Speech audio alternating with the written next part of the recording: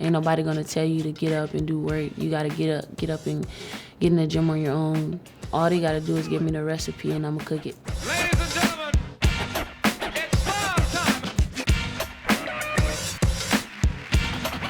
it's time. Julia walks into a room and people aren't happy, they're gonna get happy. Let me hear you say, She has really great vision. She's a great passer. She can see things that I could never see. as he rocks like this. Scratch is so nice, gotta hear it twice. I even tried to pick up a basketball, I couldn't move. I threw it, like I was just so scared that I wouldn't be able to touch this basketball again. Let me hear you say,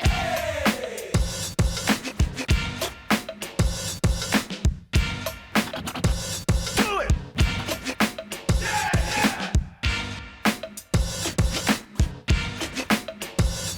I fell in love with the sport when I started playing at the Boys and Girls Club against the boys, and I knew I started beating them, so I knew I was good at it. If I could beat a boy, I could beat anybody.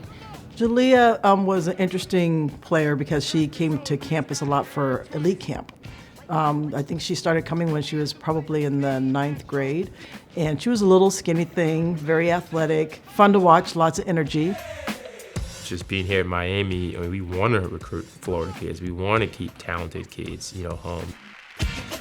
Julia, no matter where she was, when I saw that joy and her passion and her energy level, we would have wanted her. But she just happened to be somewhere where we could see her so much, and that helped us a lot.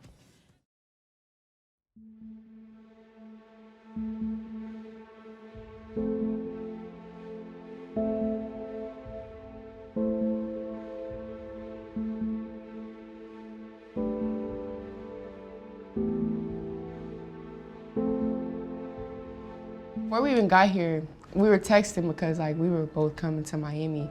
And she just texted me and said, "I'm scarred for life."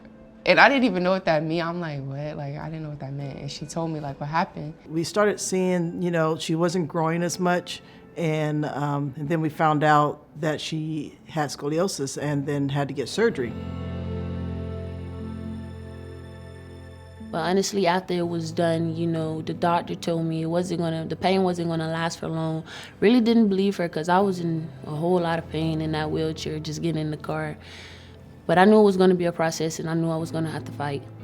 And I knew I wasn't gonna be able to do it alone. Her biggest thing was, she was scared she wouldn't be able to play again. So, you got a kid, 16, 17 years old, am I going to be able to play basketball again? I mean, all during the procedure and all during the recuperation, we kept in touch with her and figured if she can play, she'll play. If she's going to play anywhere, she's going to play at the University of Miami.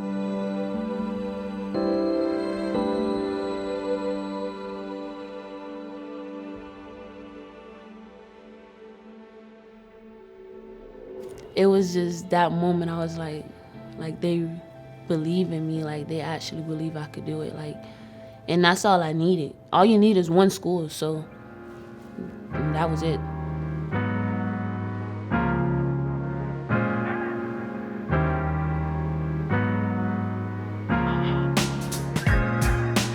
It's her smile. I mean, you can't think of Julia without that smile and the joy. Just I love sweaty, smiley Julia. When she's just working so hard and she's so proud and she's got so much energy. She just looks at you with this incredible amount of love and passion for the sport.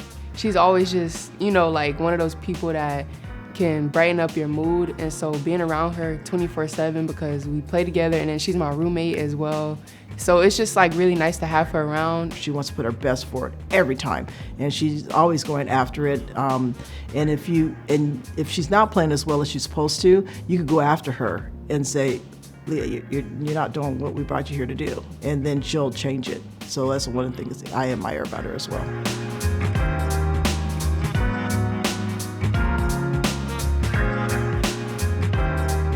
Each year we did better. We made it further. Freshman year, And then now it's lost junior to South year. Carolina. Now it's junior year. What's you gonna do Final now? Four. Duh. What if you can make it to the championship? We winning it, duh. Okay then. That's how you gotta think. No, let me think. My favorite part of March Madness, Indiana. That was your game too. Indiana, Man. but I was like quiet though. I had 16, but it was quiet. Yeah, Like, I you didn't was even quiet, know. I was loud. Don't worry, I was loud for you.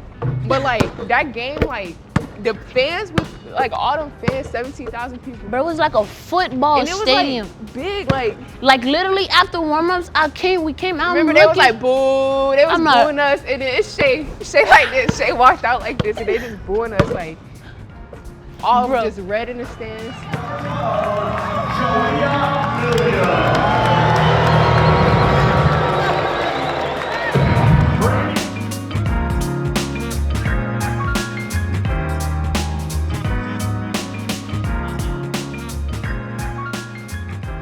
What this team did, history is my middle name. I ain't even gonna lie, cause I made history in high school. So like just bringing it over to college is just like amazing. Like, you know, people will never go through that. It was a great experience. I feel like that made us closer. We're bonded for life, especially like the comeback win, like having to do that together. That makes you like dig deep and really trust each other, and just all of the other wins stacked up on each other. They're on a journey together. I mean, Jazz, Leah, Shay, they're tight. It means something to them. It's their program. We're their coaches, but it's their program. The next step is just to elevate from it. You know, we don't want to take 3 steps back. We made it to Elite 8. We know what we got to do. We know what comes with it. We know what to expect.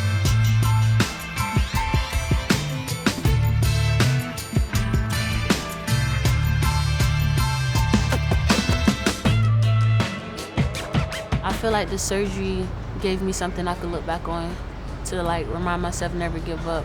I mean, you've been through way tougher situations, so just looking back at the surgery just let me know like I could get through anything. That was a tough surgery. People didn't believe I could make it through. So just being to visualize that surgery, it just like reminds me like, Jalil, you could do it. Like always remind yourself you went through surgery, like you could get through anything.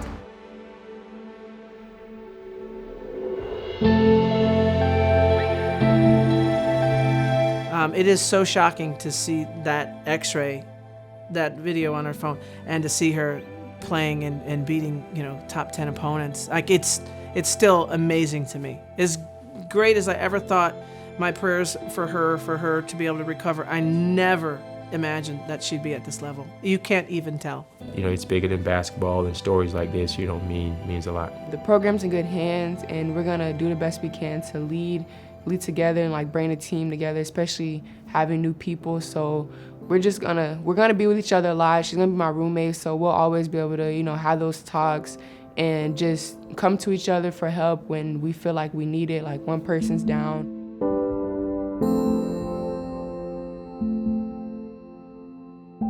I came here to play basketball with other players, but I also came here to gain sisters, and like that's what I call them, my sisters. They're not just teammates to me, they have become my family.